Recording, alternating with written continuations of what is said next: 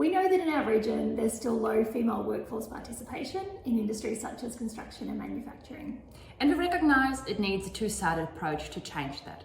Hence, we're delivering 2 projects. See What You Can Be looks at the pathways into education, training and employment for women, girls and gender diverse people. It challenges gender stereotypes around who should do what kind of job, and it promotes and celebrates strong female role models in trades through our Women in Trades Advocates program. And on the other hand, Act On Site works with trade companies to support these companies to create safe, respectful and equal workplaces that are ready to welcome, support and embrace female and gender diverse apprentices and workforce more broadly.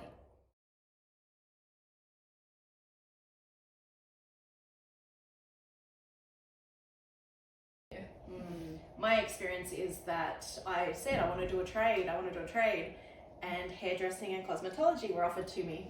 Fantastic, that's it. So I worked at Woolies for 15 years until I actually found an avenue in which I can pursue this trade, and I love it. Because even when I was chatting to Meredith, she was telling me that she wanted to do a trade, and I said, what about upholstery? And Meredith said, what's upholstery? I didn't even know it was really available for me or how to go about it. And for years, I had been trying different things and I just didn't really feel like I fit anywhere in the stereotypical work that was available for me. And yeah, upholstery has just been life-changing for me. And that's what my boss said when he hired me. He's like, I've had enough 16-year-old boys, mature age boys, flaking off because they dropped out of school because that's what all their mates did.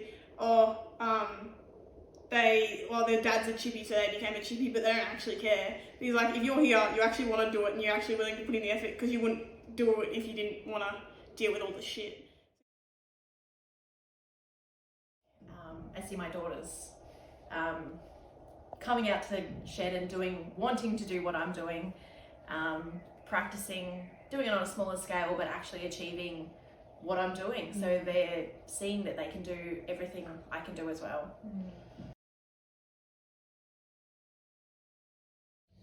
So we're a very male-dominated industry where we have a lot of tradespeople that have come through those traditional roles, and we're quite an older organisation. So I'd like to see a lot more diversity in our organisation, be it race, religion, gender identity. And with that comes the team members starting to work more harmoniously together.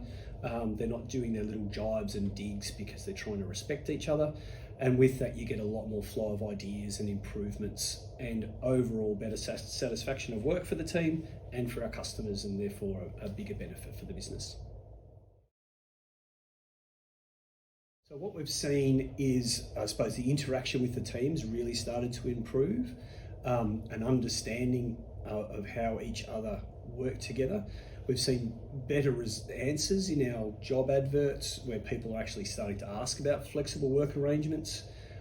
We've started to implement a few flexible work arrangements, although we've been quite rigid for many years. And just seeing how the team are interacting with people who are working from home some days and not other days, and understanding what's the best way of communicating with them. And those little things are really starting to make some big changes.